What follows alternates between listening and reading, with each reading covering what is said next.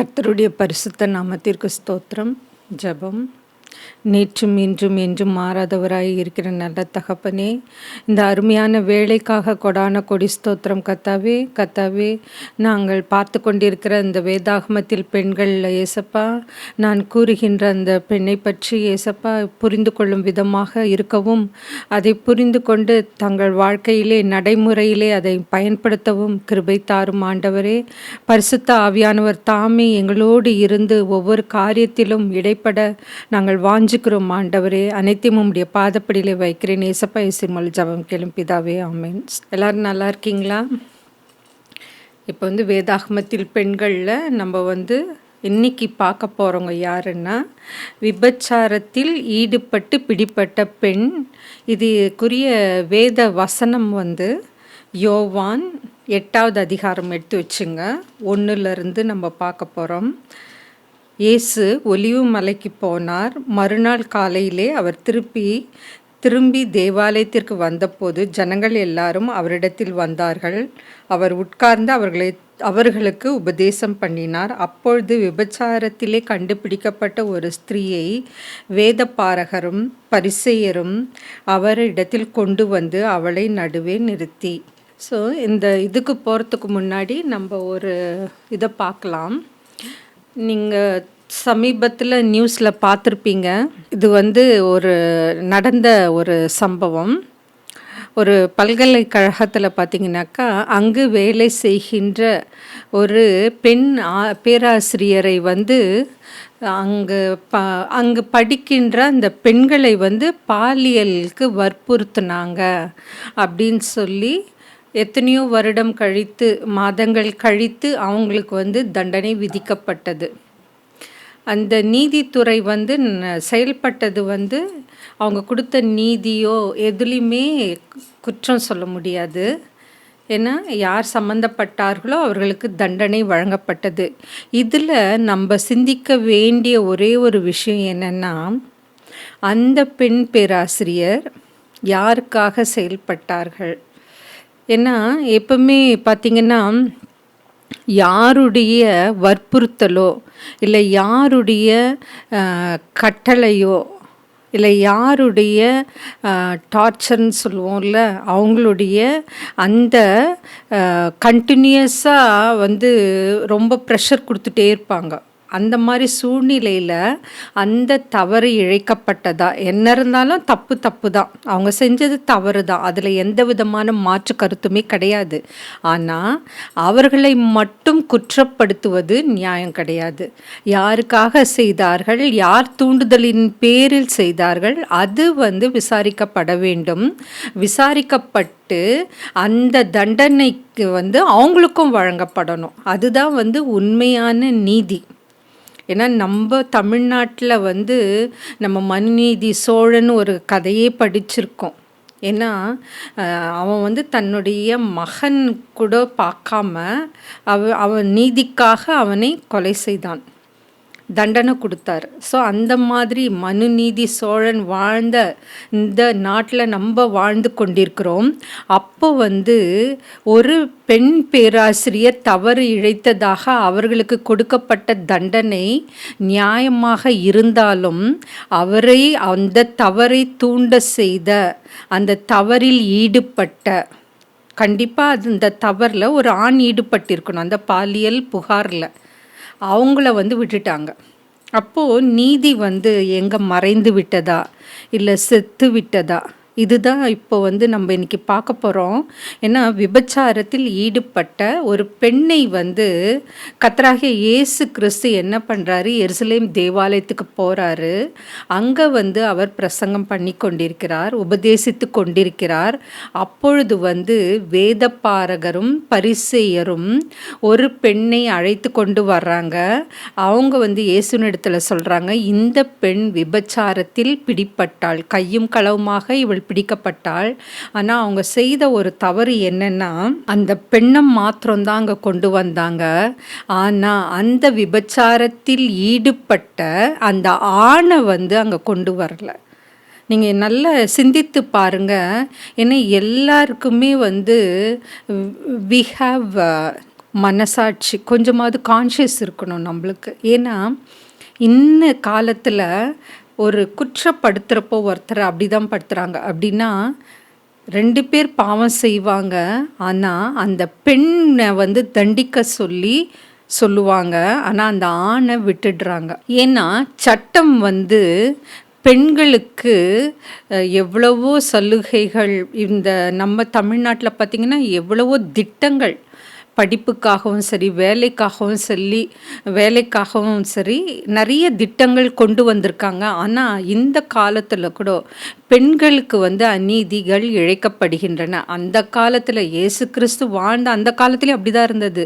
என்ன பண்ணாங்க, அந்த விபச்சாரத்தில் ஈடுபட்ட அந்த பெண்ணை மட்டும்தான் கூட்டு வந்து கல்லெறிந்து கொல்லப்பட வேண்டும்.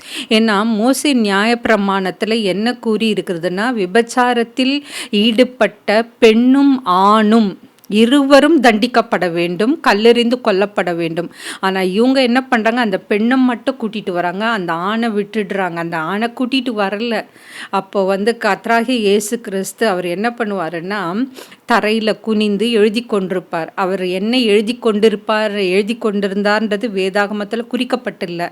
அப்போது அவர் சொல்வார், நிமிர்ந்து பார்த்து, உங்களில் யார் பாவம் செய்யலையோ, யார் குற்றமற்றவர்கள் என்று நினைக்கிறீங்களோ அவங்க முதல்ல இந்த பெண்ணு மேலே கல்லெறிங்க அப்படின்னு சொல்லிட்டு மறுபடியும் குனிந்து தரையில் எழுதுவார். அதுக்கப்புறமா சிறிது நேரம் கழித்து நிமிர்ந்து பார்த்தா அந்த இடத்துல ஒருத்தர் கூட இருக்க மாட்டாங்க. அந்த பாவம் செய்த அந்த பெண் மட்டும்தான் இருப்பாங்க. அப்புறம் இயேசு கிறிஸ்து இருப்பார். மற்றவங்க எல்லாருமே அந்த இடத்த விட்டு போயிட்டுருப்பாங்க. அப்போது கர்த்தராகிய இயேசு கிறிஸ்து சொல்வார், நீங்கள் பாருங்கள் 10வது வசனம், 8வது அதிகாரம் 10வது வசனம், ஸ்திரீயே உன்மேல் குற்றம் சாட்டினவர்கள் எங்கே? ஒருவனாகிலும் உன்னை ஆக்கினைக்குள்ளாக தீர்க்கவில்லையா அப்படின்னு கேட்குறாரு. எங்கே உன் மேலே குற்றம் சாட்டிட்டு உன்னை கூட்டு வந்தாங்கல்ல, அவங்கெல்லாம் எங்கே, ஒருத்தர் கூட காணுமே அப்படின்னு கேட்குறாரு. அப்போது அந்த ஸ்திரீ சொல்கிறா, இல்லை ஆண்டவரே என்றால், அதற்கு அவளை நோக்கி, நானும் உன்னை ஆக்கினைக்குள்ளாக தீர்க்கிறதில்லை, நீ போ, இனி பாவம் செய்யாது என்றார். மறுபடியும் இயேசு அவளை நோக்கி, நான் உலகத்திற்கு ஒளியாயிருக்கிறேன், என்னை பின்பற்றுகிறவன் இருளிலே நடவாமல் ஜீவ ஒளியை அடைந்திருப்பான் என்றார். இது பாருங்க, எவ்வளோ பெரிய ஒரு அற்புதமான செயல். இங்கே வந்து அந்த பெண்ணை குற்றப்படுத்தினாங்க முதல்ல. அதுக்கப்புறமா வந்து கர்த்தராகிய இயேசு கிறிஸ்துவை வந்து அவர் வந்து ஒருவேளை இந்த பெண்ணை வந்து நீங்கள் கல்லால் அடித்து கொலை செய்யுங்க அப்படின்னு சொல்லியிருந்தா என்ன சொல்லியிருப்பாங்க, அவர் கருணையற்ற போதகர், ரோம அரசாங்கத்தின் அதிகாரத்திற்கு எதிராக செயல்படுபவர் அப்படின்னு சொல்லியிருப்பாங்க. இன்னொன்று பார்த்தீங்கன்னா, விடுவியுங்கள் அப்படின்னு சொன்னாக்கா நியாயப்பிரமாணத்தை மீறி விட்டார் அப்படின்னு சொல்லுவாங்க. நம்ம வந்து அந்த கர்த்தராகிய இயேசு கிறிஸ்து அந்த இடத்துல என்ன பண்ணுறாருன்னா, 2 விஷயத்த அந்த பரிசேயருக்கும் பாரகருக்கும் புரிய வைக்கிறாரு. வேத பாரகர்னா என்ன, வேதத்தை நன்கு அறிந்தவர்கள், வேதத்தை போதிக்கிறவர்கள். பரிசேயர் வந்து மரித்தோர் உயிர்த்தெழுதலை நம்புகிறாங்க. இவங்க 2 பேரும் அந்த பெண்ணை வந்து குற்றப்படுத்தும் பொழுது கர்த்தராகிய இயேசு கிறிஸ்து எல்லாரும் பாவிகள் என்பதை உணர்த்துவதற்காக தான் அந்த வார்த்தையை சொல்கிறாரு. உங்களில் யார் பாவம் செய்யலையோ முதல்ல அந்த பெண்ணை மேலே கல்லெறிங்கன்னு சொல்கிறாரு. அப்போ வந்து இங்கே நம்ம நல்லா ஒன்று புரிஞ்சுக்கணும், மற்றவர்கள் மீது குற்றம் சாட்டுபவர்கள் தங்கள் மீது எந்த குற்றமும் இருக்கக்கூடாது அவங்க மேலே. If you are genuine, if you are perfect, அப்போ தான் வந்து நம்ம மற்றவங்க மேலே குற்றம் சுமத்தணும். ஆனால் இந்த காலகட்டத்தில் சமுதாய சூழல் அப்படி நடக்குதா? நம்ம ஒருத்தரை குற்றப்படுத்தணுன்னா சர்வசாதாரணமாக அப்படியே நம்மளுக்கு வாய்க்கு வந்ததெல்லாம் சொல்கிறோம். அவங்கள வந்து கண்டம் பண்ண நம்ம கொஞ்சம் கூட தயங்கிறது இல்லை. ஏன்னா கர்த்தருக்குரிய அந்த பயம் நம்மக்கிட்ட இல்லை. நீங்கள் நல்லா யோசித்து பாருங்கள், கர்த்தர் வந்து நம்மளுக்காக பாடுபட்டார், சிலுவையில் அறையப்பட்டார், ரத்தம் சிந்தினார். எதுக்காக? நம்மளை ரட்சிப்பதற்காக, அந்த பாவத்திலிருந்து விடுபடுவதற்காக தான் அப்படி செஞ்சார். ஆனால் நம்ம என்ன பண்ணுறோம், ஒருத்தரை மாற்றி ஒருத்தர் குற்றம் சாட்டி கொண்டிருக்கிறோம். அப்போது நம்ம இனிமே யோசித்து பாருங்கள், நீங்கள் ஒருத்தரை பழி சொல்கிறதுக்கு முன்னாடி, ஆர் யூ பர்ஃபெக்ட். நீங்கள் குற்றமற்றவராக இருக்கிறீர்களா? அது ரொம்ப முக்கியம். இதுதான் இயேசு எதிர்பார்க்குறாரு. இன்னொன்று காரியம்னா, இந்த விபச்சார பெண் அந்த ஆக்கினைக்குள்ளாக தீர்க்கப்பட வேண்டும் என்பது அவருடைய விருப்பம் கிடையாது. ஏன்னா அவளும் பாவத்திலிருந்து விடுதலை பெற்று மன்னிக்கப்பட வேண்டும், அவளுக்கும் ரட்சிப்பு வேணும் தான் அவர் விரும்புகிறார். அதனால தான் அந்த கூட்டத்தை பார்த்து, உங்களில் யார் பாவம் செய்யலையோ முதல்ல அவங்க அவளை விடுவீங்கன்னு சொல்கிறாரு. இங்கே பார்த்திங்கன்னா, இந்த நியாயப்பிரமாணம் எதில் கொடுத்துருக்கோன்னா, லேவியராகவும் 20வது அதிகாரம் 10வது வசனம் அதில் தான் கொடுத்துருக்கோம். விபச்சாரத்தில் ஈடுபட்டிருக்கிற இருவரையும் கல்லெறிந்து கொள்ள வேண்டும். ஸோ நெக்ஸ்ட் பார்த்திங்கன்னா, எல்லாரும் பாவிகள் என்று உணரும்படி தான் கர்த்தராகிய இயேசு கிறிஸ்து அவ்வாறு செய்தார். அதுக்கப்புறமா பார்த்திங்கன்னா, தங்கள் மேலே எந்த குற்றமும் இல்லாதவன் தான் மற்றவங்கள போய் குற்றம் சொல்ல முடியும். நம்மளே 1008 குறைகள் குற்றங்கள் புரிந்து கொண்டு மற்றவங்கள போய் குறை சொல்கிறதோ குற்றம் கூறுவதோ கர்த்தர் அருவருக்கின்ற செயலாகும். அதுக்கப்புறமா இயேசு பேசிய சொற்களில் இந்த விபச்சார பெண்ணின் மீது குற்றம் சாட்டிய வேதபாரகர் பரிசேயர் அவங்க 2 பேரும் மனதில் மனசாட்சியில் கடிந்து கொள்ளப்பட்டார்கள். தாங்களும் அவளைப் போல பாவிகள் என்ற உணர்வு அவர்களுக்குள் வந்தது. ஃபஸ்ட்டு என்னென்னா, மனசாட்சியில் கடிந்து கொள்ளப்பட்டார்கள், தாங்களும் பாவிகள் என்று உணர்த்தப்பட்டார்கள். அவர்கள் அந்த பாவ உணர்வுகளால் நிறைந்தவர்களாய் அவர்களால் ஒன்றுமே பேச முடியல. அந்த இடத்த விட்டு அவங்க போயிடுறாங்க. அதுக்கப்புறம் கண்டிப்பாக அவங்க எல்லாருமே தலை குனிந்து வெட்கப்பட்டிருப்பாங்க. ஏன்னா கர்த்தராகிய இயேசு கிறிஸ்து தைரியமாக கேட்டார், உங்களை யார் பாவம் செய்யலையோ அவங்க முதல்ல கல்லெறிங்கன்னாங்க. இப்போ நம்மளை சூழ்ந்து நம்மளை சார்ந்த நம்ம வசிக்கின்ற நம்ம வேலை செய்கின்ற இடங்களில் இந்த மாதிரி அநியாயங்கள் நிறைய நடக்கும். ஒருத்தர் மேலே பழி சொல்லுவாங்க, ஒருத்தர் மேலே குற்றம் கூறுவார்கள். ஆனால் அப்படி சொல்கிறவங்கள நீங்கள் அனலைஸ் பண்ணி பார்த்தீங்கன்னா அவங்களே நிறைய பாவம் பண்ணிகிட்ருப்பாங்க, நிறைய கர்த்தருக்கு விரோதமான காரியங்களை செய்து கொண்டிருப்பார்கள். அப்போது அவங்கள யார் கேள்வி கேட்குறது? அப்போ கர்த்தராகிய இயேசு கிறிஸ்து இதை பார்த்து கொண்டிருக்கிறாரு. அதனால் மற்றவங்கள குற்றம் கூறுவதற்கு முன்னாடி நம்ம எந்த நிலையில் இருக்கிறோம் அப்படின்னு நம்மளை நாம் சோதித்து பார்க்க வேண்டும். அதுக்கப்புறமா யாருமே அந்த இடத்துல ஒருத்தர் கூட இல்லை, எல்லாருமே போய்விட்டார்கள். அப்போ அந்த இடத்துல யார் இருக்கிறதுனா இயேசுவும் அந்த விபச்சாரத்தில் பிடிப்பட்ட அந்த பெண்மணியும் தான் இருக்காங்க. அதுக்கப்புறம் அவளை மன்னித்து அனுப்பிடுறாரு. இனி நீ பாவம் செய்யாதே அப்படின்னு சொல்லி அனுப்பிடுறாரு. நாம் செய்த பாவங்கள் அக்கிரமங்களுக்குரிய தண்டனையான நித்திய ஆக்கினை நாம் அடையக்கூடாதுன்றதுக்காக கர்த்தராகிய இயேசு கிறிஸ்து யோவான் 3:16 கூறியிருக்கிறது போல அவர் என்ன பண்ணாருன்னா, தம்முடைய ஒரே குமாரனை இவ்வுலகத்திற்கு அனுப்பினார். யோவான் 3:16, 17, 18 எடுத்துக்கோங்க. தேவன் தம்முடைய ஒரே பேரான குமாரனை விசுவாசிக்கிறவன் எவனோ அவன் கெட்டு போகாமல் நித்திய ஜீவனை அடையும்படிக்கு அவரை தந்தருளி இவ்வளவாய் உலகத்தில் அன்பு கூர்ந்தார். அப்போது தன்னுடைய ஒரே பேரான குமாரனை உலகத்துக்கு அனுப்புகிறாரு. ஏன்னா நாம் கெட்டு போகக்கூடாது, நாம் ரட்சிக்கப்பட வேண்டும். 17வது வசனம், உலகத்தை ஆக்கினைக்குள்ளாக தீர்க்கும்படி தேவன் தம்முடைய குமாரனை உலகத்தில் அனுப்பாமல் அவராலே இவ்வுலகம் ரட்சிக்கப்படுவதற்காகவே அவரை அனுப்பினார். அப்போ இந்த உலகத்தில் பாவம் செய்து கொண்டிருக்கிற நாம் ரட்சிக்கப்படும்படியாக அவரை அனுப்பினார். 18வது வசனம், அவரை விசுவாசிக்கிறவன் ஆக்கினைக்குள்ளாக தீர்க்கப்படான், விசுவாசியாதவனோ தேவனுடைய ஒரே பேரான குமாரனுடைய நாமத்தில் விசுவாசம் உள்ளவனாய் இராதபடியினால் அவன் ஆக்கினை தீர்ப்புக்குட்பட்டாயிற்று.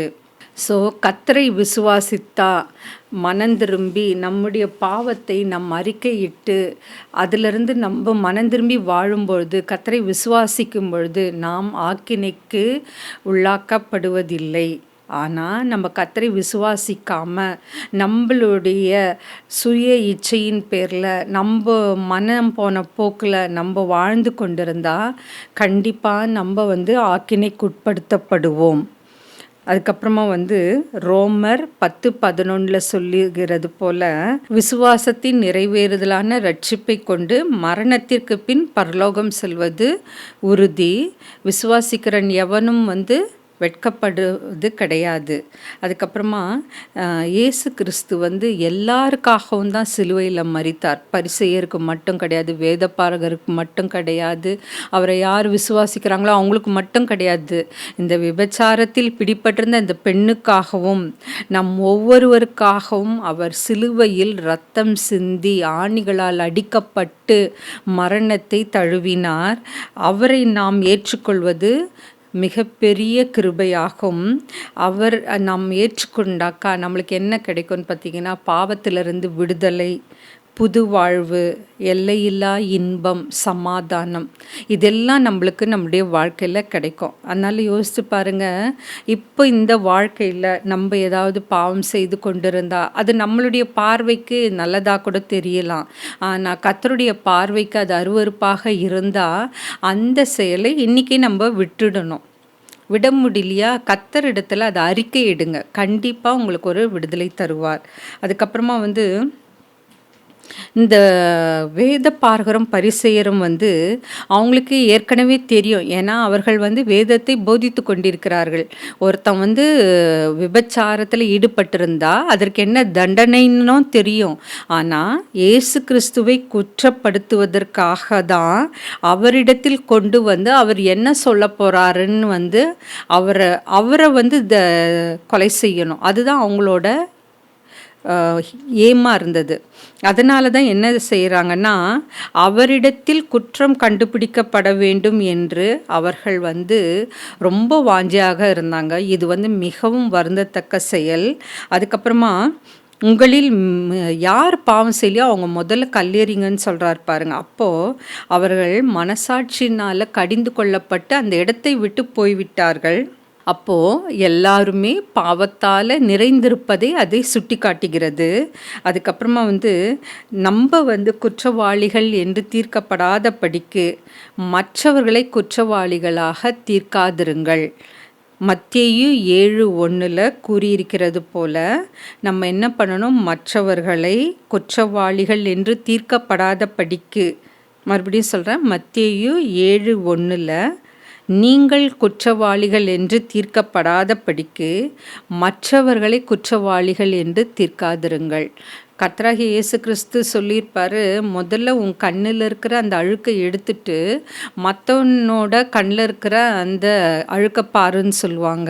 அப்படின்னா என்ன அர்த்தம்னா, நம்ம பரிசுத்தமாக இருக்கிறோமா, நம்ம பர்ஃபெக்டாக இருக்கிறோமா, நம்ம பாவம் செய்யாமல் அவருக்கு உகந்த வாழ்க்கை வாழ்ந்து கொண்டிருக்கிறோமா அதை பார்க்கணும். அதை பார்த்துட்டு தான் மற்றவங்கள நம்ம குறை சொல்லணும், இல்லை குற்றம் கூறணும்.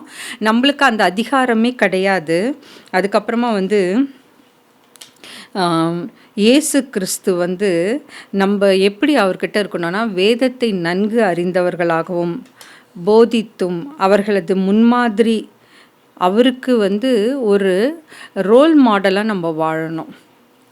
அப்போ தான் நம்மளுடைய வாழ்க்கை மற்றவர்களுக்கு சாட்சியாக இருக்கும் பொழுது தான் அதை பார்த்து மற்றவர்கள் கர்த்தரிடத்தில் ஈர்க்கப்படுவார்கள். அதுக்கப்புறமா விபச்சார ஸ்திரீயினுடைய பாவத்தை கர்த்தராகிய இயேசு கிறிஸ்து மன்னித்தார். அவளை ஆக்கினைக்குள்ளாக தீர்க்கிறதில்லை என்று சொல்லி நித்திய வாழ்வின் சுதந்திரவாளியாக்கினார்.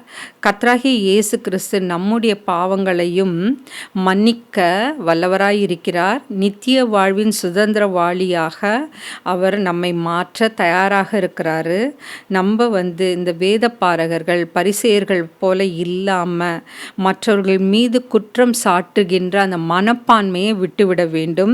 அதுக்கப்புறமா முன்மாதிரியான பரிசுத்தமான வாழ்க்கை வாழ கர்த்தர் நமக்கு உதவி செய்வார். ஸோ இந்த பெண்ணிலிருந்து நம்ம என்ன கற்றுக்கிட்டோன்னு பார்த்தீங்கன்னா, விபச்சாரத்தில் ஈடுபட்டு பிடிப்பட்ட அந்த பெண் எல்லாரும் குற்றம் சுமத்தினாங்க. ஆனால் கர்த்தராகிய இயேசு கிறிஸ்து ஒருவர் மாத்திரம்தான் அவள் மேல் அன்பாக இருந்தார், கரிசனை உள்ளவராக இருந்தார். அதுக்கப்புறமா ஆண்டவராகிய இயேசு கிறிஸ்துவர் ஒருவர் தான் மனிதனுடைய பாவங்களை மன்னிக்க அதிகாரம் உள்ளவராய் இருக்கிறார். மத்தேயு 9:6 பாவங்களை நாம் மன்னிக்கிறதுக்கு யாருக்கு அதிகாரம் இருக்குது? கர்த்தராகிய இயேசு கிறிஸ்து ஒருவருக்கு மட்டும்தான். எந்த மனுஷனும் இன்னொரு மனுஷங்கிட்ட போய் என்னுடைய பாவத்தை மன்னிச்சிருன்னு அவன்கிட்ட மன்னிப்பு கேட்கலாம். ஆனால் அந்த ரட்சிப்பு யார்கிட்ட கிடைக்குதுன்னா கர்த்தராகிய இயேசு கிறிஸ்து ஒருவரிடத்துல மட்டும்தான். அது சிறிய பாவமாக இருந்தாலும் சரி, பெரிய பாவமாக இருந்தாலும் சரி, கர்த்தராகிய இயேசு கிறிஸ்து அதை மன்னிக்கிறதற்கு தயை பெற்றவராய் இருக்கிறார். ஏசாயா 55:7 கூறியிருக்கிறது போல அவர் நம்முடைய பாவங்களை மன்னிக்க தயவாயிருக்கிறார். அதுக்கப்புறமா 1 யோவான் 1:7 கூறியிருக்கிறது போல இயேசு கிறிஸ்துவின் இரத்தம் சகல பாவங்களையும் நீக்கி நம்மை சுத்திகரிக்கிறது. ரோமர் 5:9 இயேசுவின் இரத்தத்தாலே நீதிமானாக்கப்பட்டவனுக்கு கோபாக்கினை இல்லை. யோவான் 8:11 கூறியிருக்கிறது போல 8வது அதிகாரம் 11வது வசனம் எடுத்துக்கொள்ளுங்க.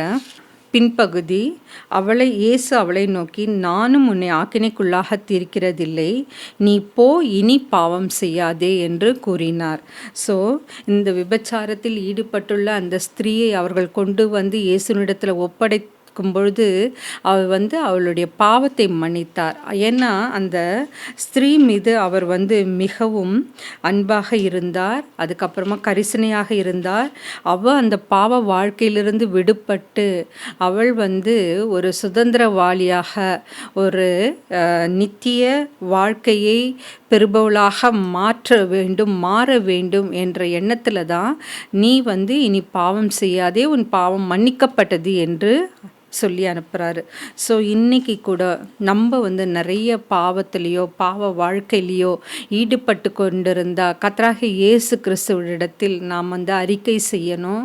அதை விட்டுவிட வேண்டும். பாவத்தை அறிக்கை செய்து எவன் விட்டு விடுகிறானோ அவன்தான் அவனுக்கு தான் நித்திய வாழ்வு கிடைக்கும். அது நம்ம ஞாபகத்தில் வச்சுக்கணும். ஸோ ஜெபம் பண்ணலாம். ஸ்தோத்திரம் ஆண்டவரே, ஸ்தோத்திரம் கர்த்தாவே. ஏசப்பா, இந்த பாவ வாழ்க்கையில் ஈடுபட்டிருந்த அந்த பெண் ஏசப்பா எப்படி தன்னுடைய பாவத்திலிருந்து மனம் திரும்பி ஒரு நித்திய வாழ்வை பெற்றுக்கொண்டாலோ அதே போல் இன்னைக்கு யாரெல்லாம் செய்தி கேட்டுக்கொண்டிருக்கிறார்களோ அவர்களும் தன் வாழ்க்கையில் செய்த அந்த பாவ வாழ்க்கையோ அது சிறியதாக இருந்தாலும் சரி, பெரியதாக இருந்தாலும் சரி, எல்லாவற்றையும் அறிக்கையிட்டு அது மனம் திரும்ப நீர் கிருபை தாரும் ஆண்டவரே. அது ஏசப்பா அவர்கள் எண்ணங்களிலும் பரிசுத்தத்தை தாரும் கர்த்தாவே. அவருடைய செயல்களிலும் நடத்தையிலும் எண்ணத்திலும் ஏசப்பா உம்முடைய பிள்ளையாக ஒரு முன்மாதிரியாக வாழ கிருபை புரிந்தருளும் ஆண்டவரே. எங்கள் ஜெபத்தை கேட்கிற ஆண்டவராய் இருக்கிறீர் ஏசப்பா. எங்களுக்கு அதை அறிக்கையிட்டு விட்டுவிட தைரியத்தை தாரும் கர்த்தாவே. உம்மை விசுவாசித்து எங்களுக்காக ரத்தம் சிந்தி மரித்தீரே ஏசப்பா. உம்மை நாங்கள் விசுவாசித்து உம்மண்டை சேர எங்களுக்கு கிருபை தாரும் ஆண்டவரே. அனைத்தையும் உம்முடைய பாதப்படியில் வைக்கிறேன் ஏசப்பா. இயேசு மூலம் ஜெபம் கேளும் பிதாவே. ஆமென்.